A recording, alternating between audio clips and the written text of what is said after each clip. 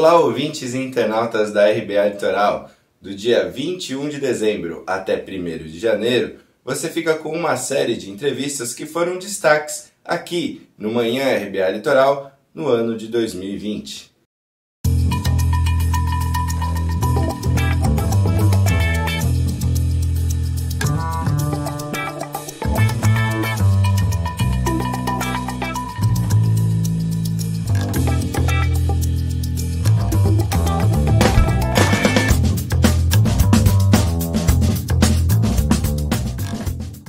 Vamos falar com o Sérgio Pardal na nossa coluna de Previdência Social.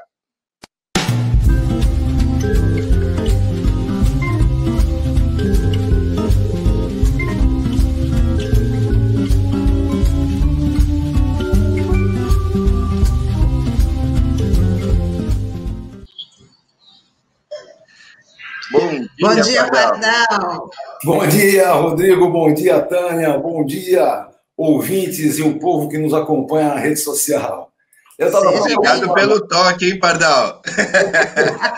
Pelo Terra é economista, e não médico. Exatamente. Apesar de ter sido ministro da Saúde, e aí tem uma passagenzinha muito boa, como ministro da Saúde, ele convocou o então ex-prefeito de Santos, Davi Capistrano, que era funcionário público, chamou ele para o combate, e o Davizinho não teve dúvida, foi e participou muito bem de tudo aquilo que deu certo no Ministério da Saúde do Ceará. Então, sabe, a civilidade era algo real. Hoje em dia não está bem assim, né? A gente pode dizer bons tempos, né, Pardal? Bons tempos. Pardal, outra coisa que eu fiquei curioso, que você fez assim, né, negativo, que eu falei que a Libertadores é o campeonato que todos os brasileiros querem. Eu não sei porque você fez assim, Pardal. Não, que esse campeonato não vale nada, você acha? Se não tem Corinthians participando, como é que pode ser um bom campeonato? Não, eu imaginei que seria isso. É verdade. Pardal, o tema de hoje é assistência social enquanto direito. Esse direito corre risco, Pardal? Olha, sabe que esse é um dos grandes problemas da sociedade atual. Só para vocês terem uma ideia do que é importante em assistência, imagina só, tem um tal de relatório Beveridge, que os ingleses fizeram no final de 42, e que deram a direção do chamado Welfare State. Ela dizia assim, a sociedade britânica tem que dar garantias ao seu cidadão do berço ao túmulo. Bonita essa, né? Do berço ao túmulo tem que ter garantia do Estado. Então, sabe, essa palhaçada da meritocracia que eles ficam falando hoje, efetivamente não tem nada a ver com sociedade, não tem nada a ver com civilização. E aí vem a grande questão. A civilização brasileira, nos bons tempos de 1988, determinou na Constituição Cidadã a importância da assistência social. Então, prestem atenção. Assistência social não é bondade do coração do governante. Assistência social não é concessões do pobre, que o pobre coitado tem que agradecer a Deus. Não, senhor. Assistência social é obrigação do Estado, obrigação da União, para com todo e qualquer cidadão que assim necessite. Está lá escrito, artigo 203 da Constituição Cidadã, sem modificações. Eu entendo que a cláusula pétrea não pode ser modificado, mas ali está bem claro. Todo aquele que tiver necessidade, a assistência social tem que dar cobertura. E é assim que funciona. Bom, o que eu quero dizer? Em primeiro lugar, na pandemia veio o auxílio emergencial. Tudo bem, o auxílio emergencial não tem previsão na chamada Lei Orgânica de Assistência Social, a LOAS. Não tem previsão na LOAS, tudo bem?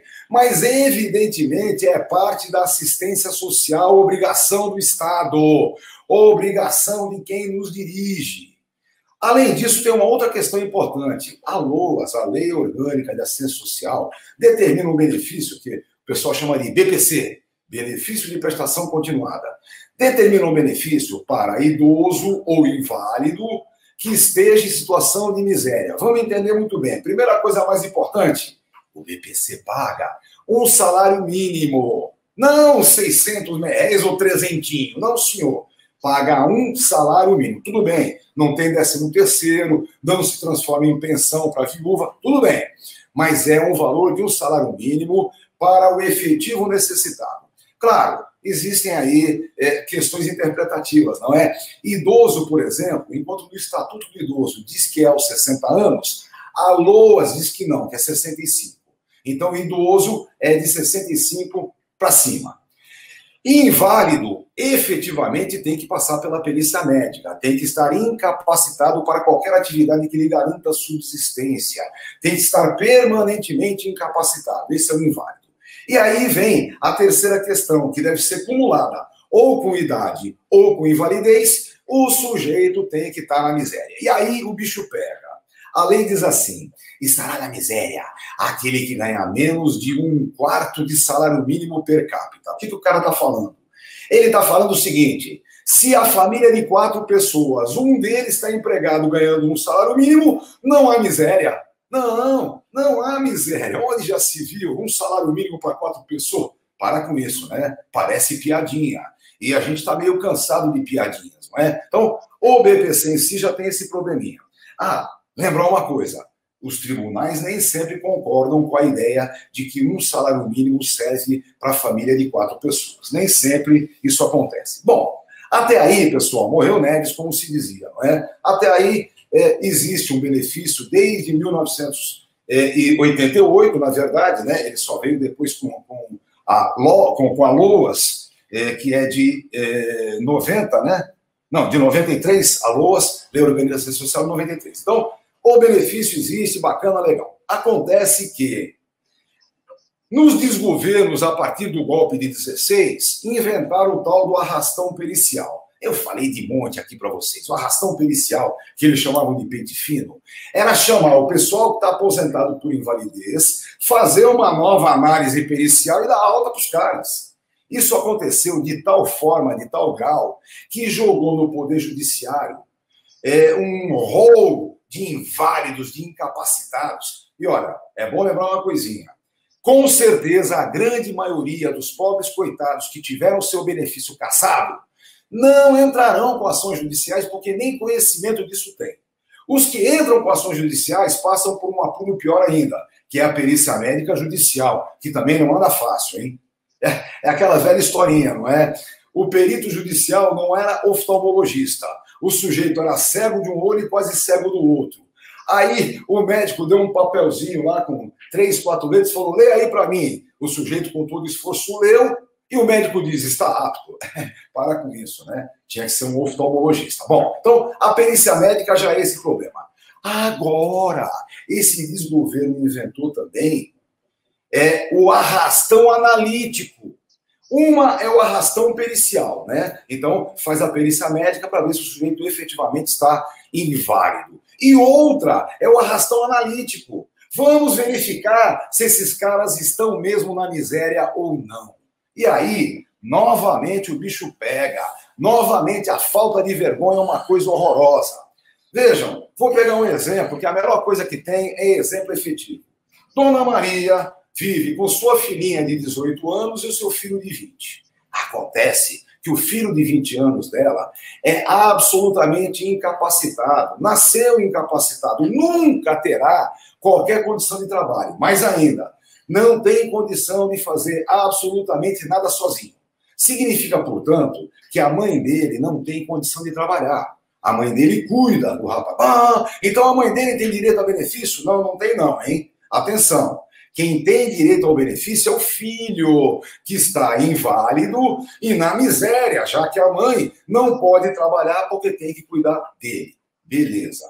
Há uns 5 anos atrás foi concedido o BPC e ela estava vivendo com a filha, que então era menor, o filho, que era menor ainda também, mas já incapacitado, e ela administrando o BPC que o filho tinha direito a receber. Bom, acontece o seguinte, pessoal, na segunda metade desses 5 anos de trabalho, a filha dela arrumou um emprego. Um emprego de um salário mínimo, aonde ela durou 1 ano e 2 meses. Depois foi mandada embora. Pois não é que o tal do arrastão analítico analisou e resolveu que esse um salário mínimo que a menina ganhou durante 1 ano e 2 meses tirou a família da miséria. Logo, a família não estando na miséria não tem direito ao benefício. E olha, pessoal, a sem-vergonhice é tão grande que, além de cortar o benefício que a dona Maria administrava, ainda querem que ela pague o passado. Estão dizendo que é fraude cometida pela dona Maria e querem que ela pague o passado. Enquanto hoje, na realidade, nem tem qualquer tipo de rendimento, nem de um salário mínimo, nem de meio salário. Talvez ela tenha recebido aí o auxílio emergencial de R$ 600, reduzido para 300 depois. Então, vamos entender bem o que está acontecendo? Nós temos a violência do neoliberalismo desde a segunda metade dos anos 90 do século passado, batendo firmemente no direito social.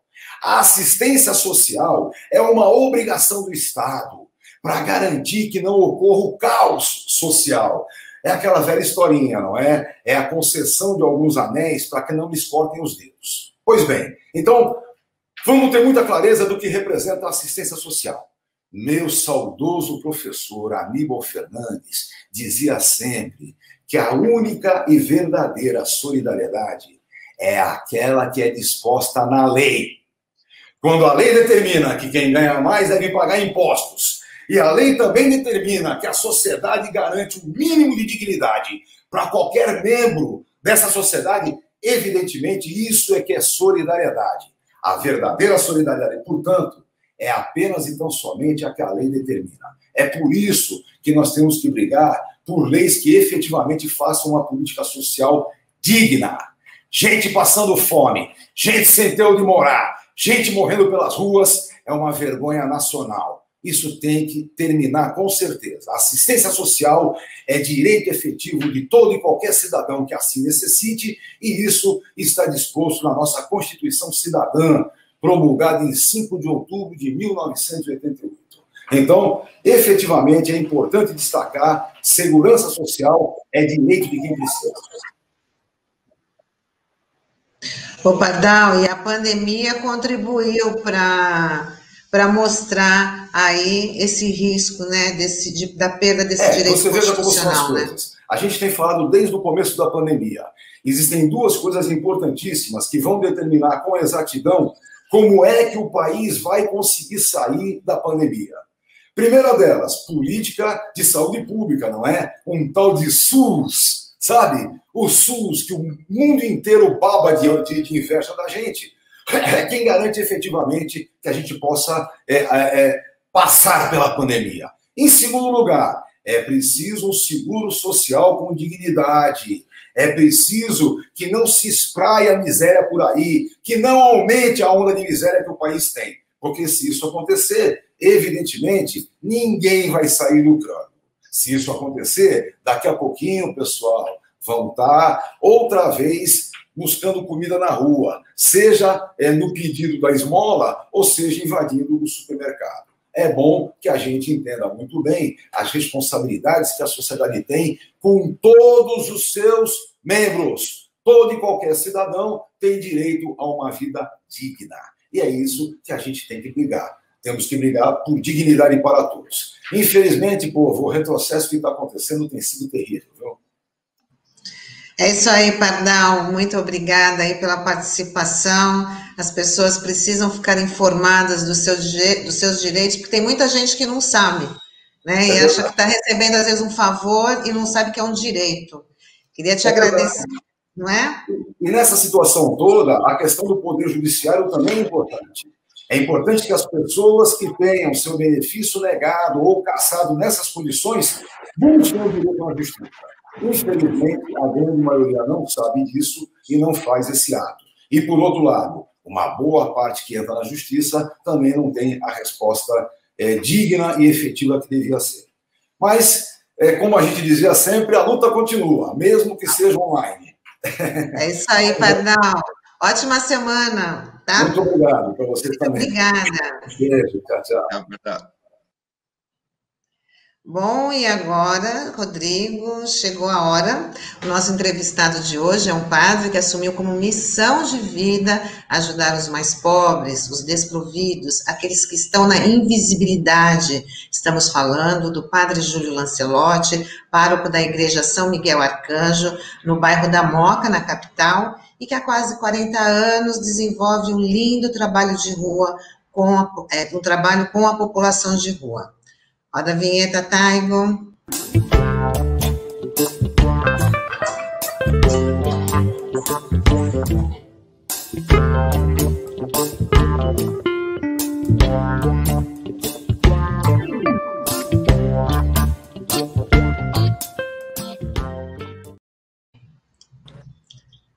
Muito bom dia, Padre Júlio, seja bem-vindo ao nosso programa. É um prazer ter o senhor aqui com a gente.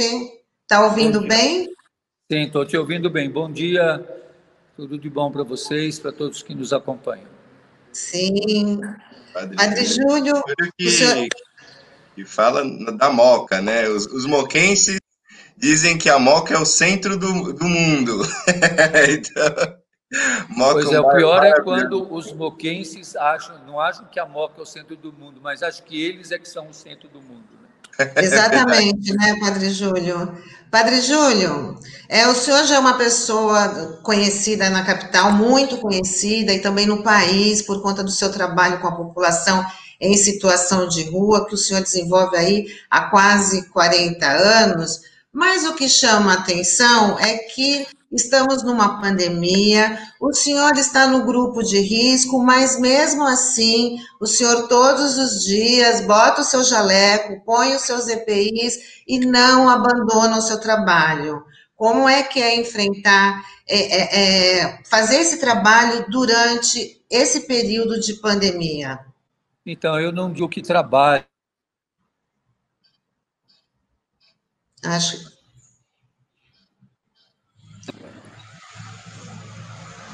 que tivemos um probleminha. Padre Júlio, o seu som. Eu estou ouvindo vocês. Agora estamos ouvindo. Agora estamos ouvindo o senhor. Pode falar. Eu convivo com a população de rua, eu não trabalho com a população de rua, eu convivo. Então, a gente não pode abandonar as pessoas com quem convive, principalmente no momento que essas pessoas estão numa situação mais difícil, estão mais vulneradas, estão numa situação de maior emergência. Então, essa convivência se deu desde o início da pandemia, porque ela já existia anteriormente. E durante a pandemia também ela continuou, apesar das dificuldades, das tribulações que a gente vive, dos desafios que não são poucos. Sim.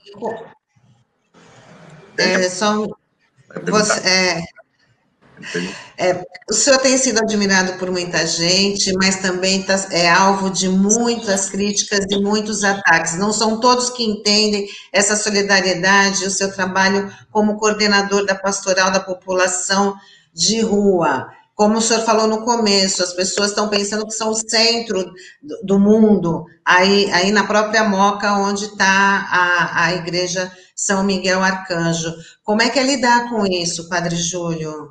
Faz parte do jogo da vida. A gente, na vida, não tem só concordância, a gente tem discordância também. A nossa sociedade é pluralista e as pessoas têm diferentes posições, diferentes visões, diferentes opiniões.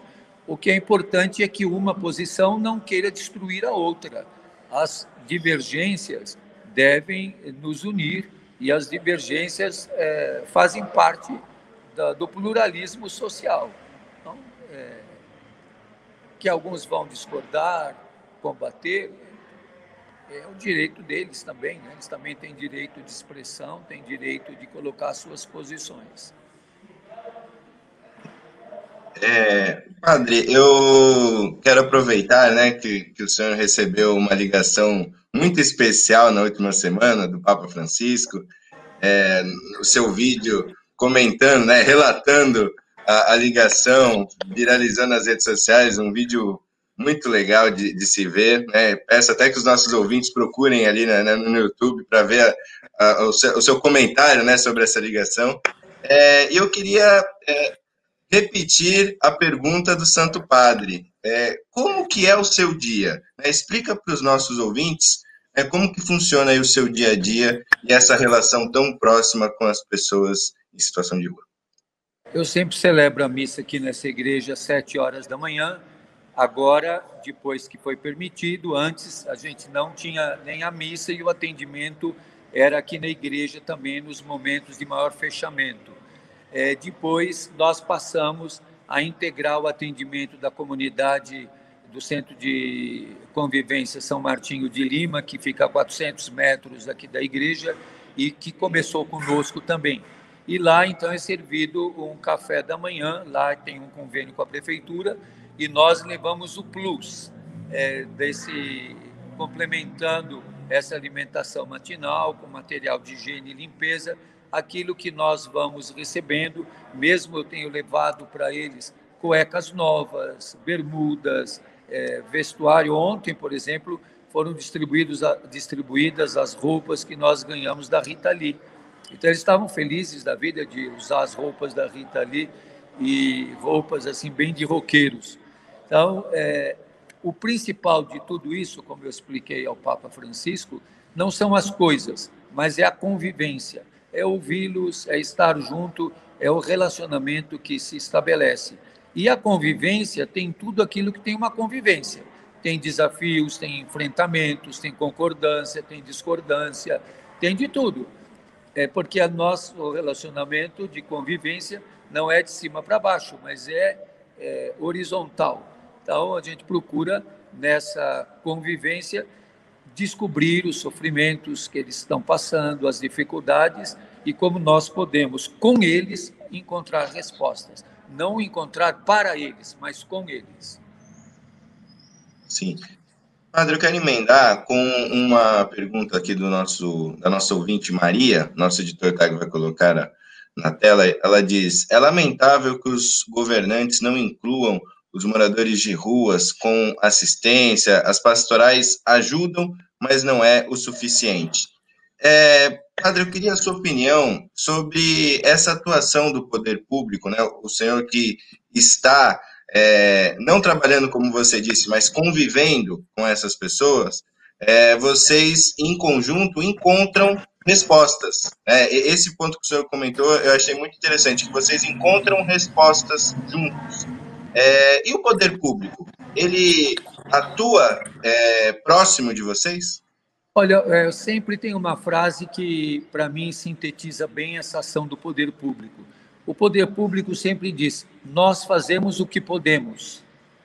E eu disse uma vez a um prefeito, a um ex-prefeito de São Paulo, só que o que vocês podem não é o que eles necessitam. Por isso que acaba sendo insuficiente, porque a resposta pública, ela sempre é uma resposta institucional, é uma resposta burocrática, é uma resposta dentro do que o poder público é capaz.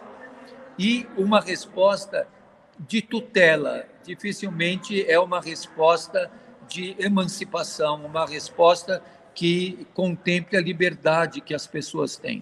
A população de rua, como todos nós, prezamos muito a liberdade de escolha, a liberdade de opção, a liberdade de achar caminhos. E é isso que é tirado da população de rua. Quando eu levo cuecas novas para eles, eles ficam muito surpreendidos, porque dificilmente eles têm acesso a uma cueca nova. Sempre eles têm acesso a roupas usadas. E quando eles ainda podem escolher a cor, o modelo, eles ficam mais surpreendidos ainda. É uma coisa que impressiona muito essa ausência de liberdade, de escolha e de opção. Às vezes, quando a gente leva escovas de dentes, até eles ficam perplexos olhando, porque uma é de uma cor, outra é de outra, ou se o aparelho de barbear, um é amarelo, o outro é azul, eles ficam na dúvida, porque nada eles podem escolher. Eles não podem escolher a comida que comem, eles não podem escolher a cama que dormem, eles não podem escolher a hora que acordam, não podem escolher a hora que dormem.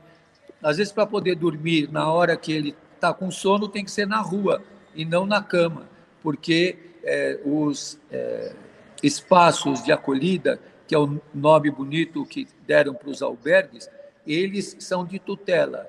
Tem hora para entrar, hora para sair, hora para deitar, hora para levantar, hora para comer. Então, tira completamente a autonomia. Nós, em casa, fazemos uma rotina, mas a nossa rotina é uma rotina dentro daquilo que a gente vai escolhendo e construindo. Eles têm que ter uma rotina que é imposta. Por isso que muitos acabam não aceitando esses centros de acolhida. Eu sempre digo que do primeiro centro de acolhida aqui de São Paulo, que deve ter sido pela década de 40, até os de hoje, a única novidade que os de hoje têm tomada para carregador de celular. O restante é tudo igual. O senhor denuncia bastante as condições desses centros também, né, do poder público, de que às vezes não oferece as condições de receber essa população, que às vezes vira até quase que um depósito. Já ouvi várias vezes o senhor falando que deveria assim, ter mais condições para receber essas pessoas. Tem até às vezes insetos que eles saem todos machucados, pois é, né, porque é preciso ter respostas menores, de mais autonomia, como alocação social, como repúblicas. Essas coisas funcionam mais e são mais baratas, inclusive, do que grandes aparatos institucionais.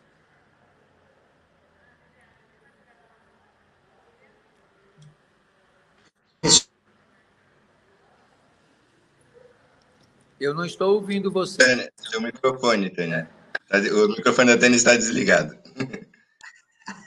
É sempre assim, né? Peraí. Padre Júlio, em um dos seus sermões, o senhor fala que a verdade que liberta é Jesus libertador, Jesus pobre, Jesus migrante, Jesus morador de rua, e não essa verdade autoritária. Nesses tempos que a gente está vivendo tantas manifestações de ódio, de ataque, como fazer valer essa verdade, Padre Júlio? Olha, a gente tem que resistir, tem que saber o caminho que a gente está fazendo, resistir, se autoavaliando, vendo se nós erramos, se estamos sendo fiéis à proposta do Evangelho ou não. Então, o caminho nunca está pronto, o caminho sempre tem que ser feito. Então, eu não tenho receita para nada.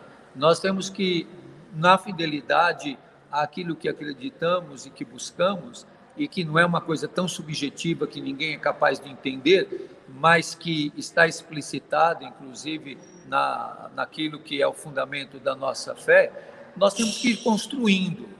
Nem Jesus deu receita para nós. Ele pediu que nós tenhamos a capacidade de viver o amor e de ir em frente. Agora, o amor é exigente, é difícil e é conflitivo. O amor tem sua dor. O amor é feito de conflito também.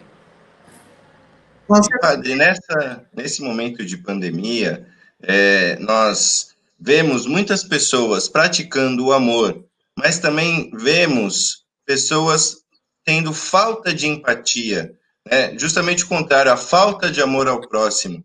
Como que o senhor analisa essa situação da nossa sociedade em que tudo agora está politizado, dependendo da sua opinião, você é bom ou você é ruim, essa polarização, esse extremismo, né, que nós estamos passando, como que você analisa essa situação? Olha, quando não há uma imposição violenta, como já aconteceu em alguns momentos da história, essa polarização sempre vai existir. No próprio Evangelho existia. Chamavam Jesus de blasfemo. E quem é que chamava Jesus de blasfemo? Os religiosos. Quem é que condenou Jesus? Os piedosos. Os mais religiosos foram os que condenaram Jesus. No tempo de Jesus não tinha nem ateu nem comunista. Todo mundo era religioso, de diferentes tendências, mas todos eram extremamente religiosos. E Jesus foi parar na cruz, pregado na cruz como um malfeitor da pior qualidade e da pior situação. Então, nós temos que saber que o conflito sempre vai existir, sempre vai existir. E numa sociedade de muito contraste como a nossa, numa sociedade de extremíssima desigualdade como a nossa, o conflito faz parte, porque para que uns tenham muitos, outros e muitos vão ter pouco.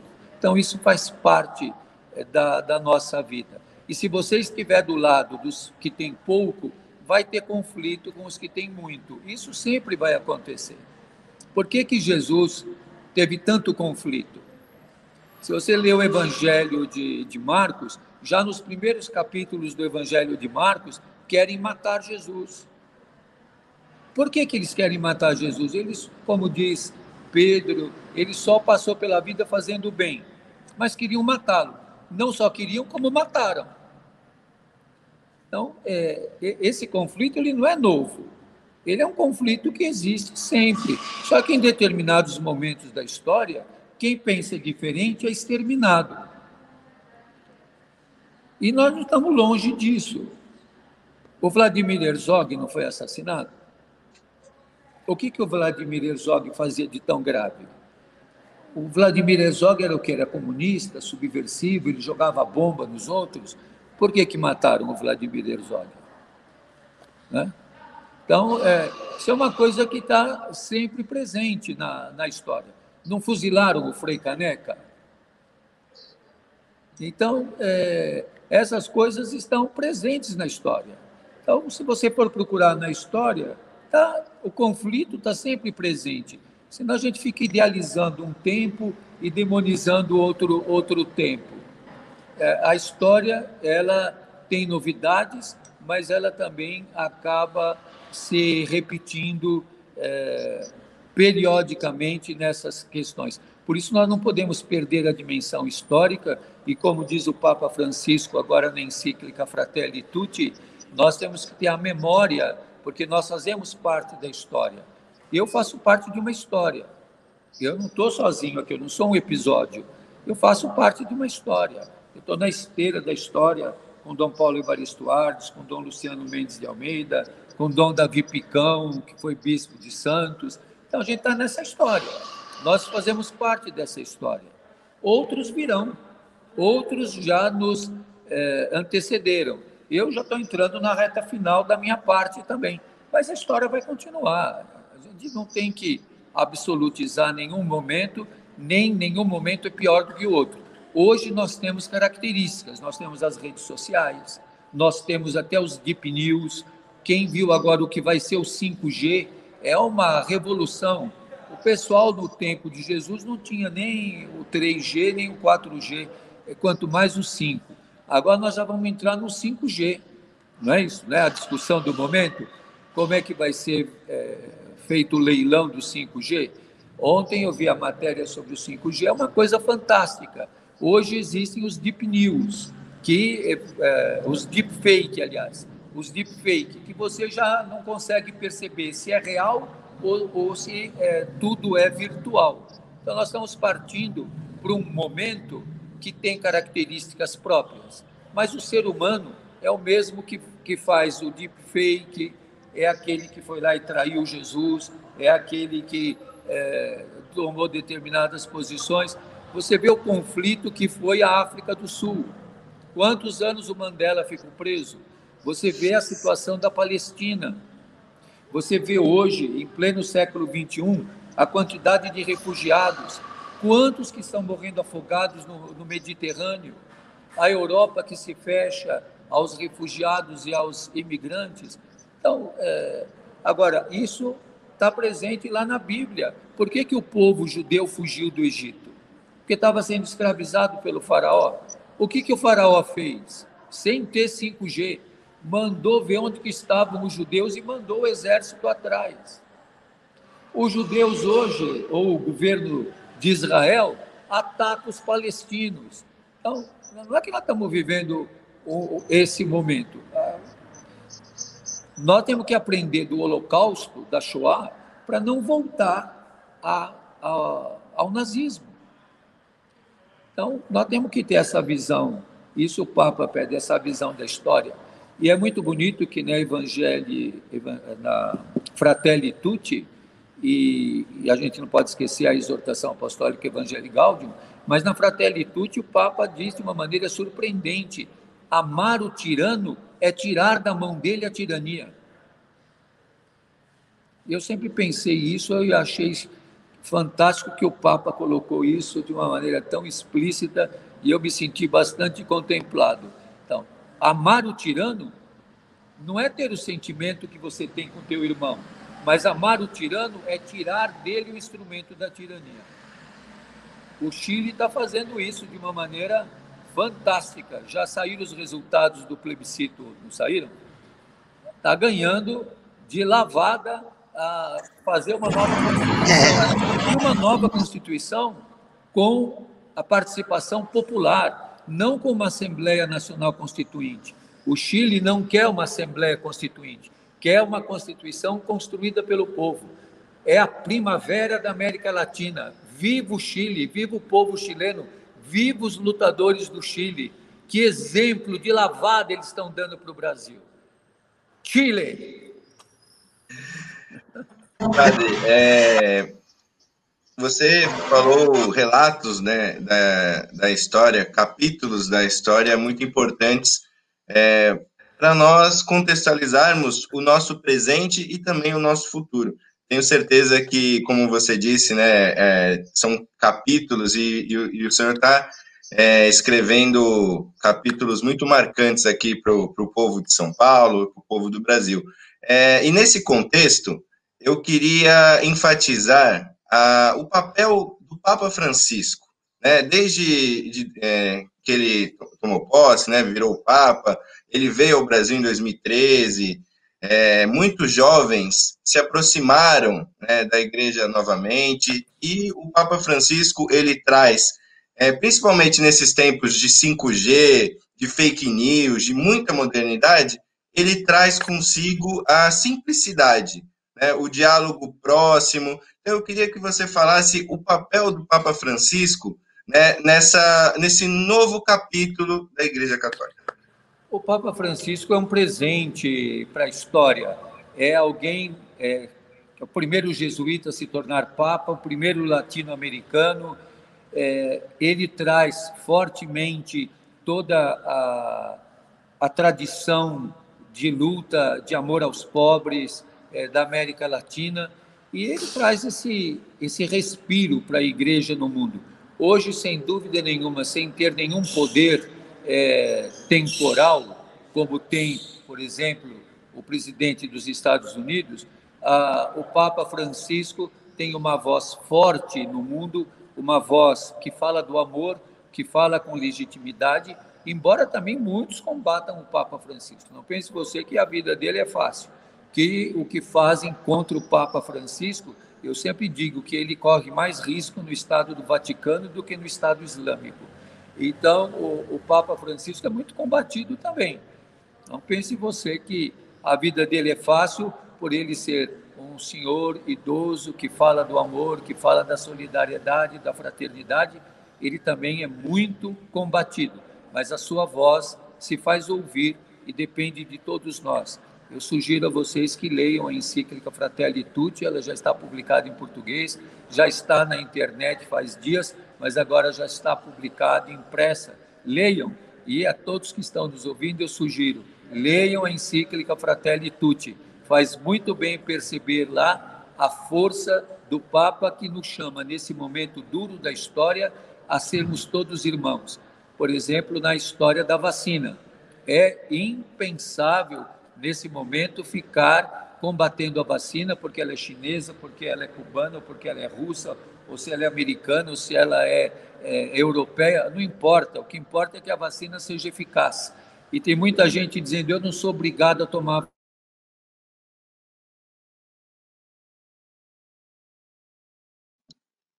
Tivemos um probleminha no contato com o padre Júlio Lancelotti, vamos tentar retomar. Sim, está muito bacana falar com o padre Júlio Lancelotti. Tem uma resposta do padre Júlio que eu achei muito interessante, foi que o Papa Francisco, por mais que ele seja combatido na própria Igreja Católica, ele ama o tirano. Isso que o padre Júlio comentou tira qualquer arma do tirano, né? O padre Francisco ama o tirano. Nós já estamos concluindo, né? Sim, estamos quase concluindo, padre. Estava concluindo aquilo que eu estava dizendo. Ninguém é obrigado a tomar remédio. Ninguém é obrigado a comer. Ninguém é obrigado a falar português. Por que você come? Você não é obrigado. por que você fala português? Você não é obrigado, fale inglês. Eu tomo a vacina não só para mim, mas eu tomo a vacina pelo bem dos outros. A vacina não só é imunização para mim, é para que também haja um contingente de pessoas vacinadas que evitem que seja alastrado a doença. Por exemplo, eu não vacinar meus filhos, se eu tivesse filhos, com a vacina da poliomielite.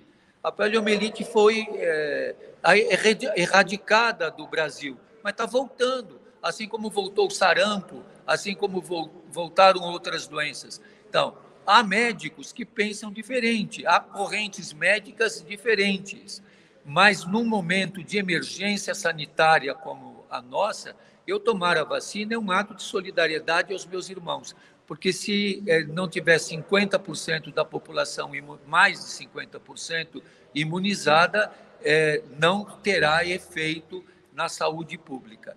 Então, que não importa de onde vem a vacina, importa que ela seja eficaz. Sim, Padre Júlio, a gente está chegando quase no final da nossa entrevista. Estou vendo que o senhor está aí de pé, rodando pela igreja, né? Ainda está se movimentando. Mas eu queria que o senhor até desse uma dica para quem quer trabalhar, quer conviver, como o senhor coloca, com a população de rua, mas ainda tem receio de como pode ser abordado. Quem quer começar a dar atenção para essas pessoas? Qual é a dica que o senhor daria? Comece mudando o teu olhar. Comece não falando contra eles. Comece dando um olhar e cumprimentando. É tão fácil só dizer, oi, tá bem? Como que vai? Tá bom? Tá não. Não. E sabendo que você tem limites, que você não vai resolver tudo, mas você pode começar a conviver a partir de um grupo. Mas leve uma garrafinha de água quando tiver muito calor e ofereça para um irmão de rua. Sorria e diga para ele, tenha um bom dia. É um bom começo e você vai descobrir como continuar a conversa. Comece a conversa que ou ele não vai querer ou ele vai querer conversar e você também. Diga, bom dia, meu irmão, você está bem? Já valeu. Começa assim. Que às vezes só atenção, né, Padre Júlio? Só atentar uma conversa, perguntar se está tudo bem, né? Eu acho que esse também já é um caminho. Isso mesmo. Muito obrigado, viu, Padre Júlio, pela entrevista. Obrigada, Padre Júlio. Bom, aí na sua missão, muito sucesso, tá? Que o senhor já deu vários ensinamentos para a gente nesta manhã de segunda-feira e continue com essa linda missão, tá? Deus abençoe. Força e coragem. Muito obrigada. Bom dia, boa semana. Bom, Tânia, tivemos uma grande entrevista hoje com o Padre Júlio, com muitos ensinamentos. E eu também queria aproveitar, Tânia, eu sei que você... Estou emocionada. Eu sei que você vai ficar...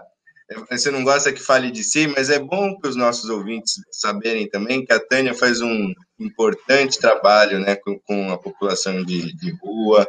Ela entrega comida, conversa com as pessoas. Então, o Padre Júlio foi um exemplo. Eu quero aqui deixar registrado para todos os nossos ouvintes que a Tânia também é um grande exemplo aqui na nossa cidade.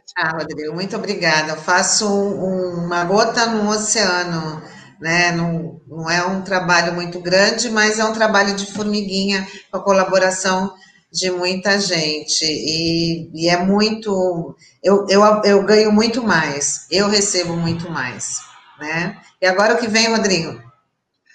Agora vem o Olavo Dada com o Som da Praia e depois temos o Tarde RBA Litoral com o Marcos Canduta.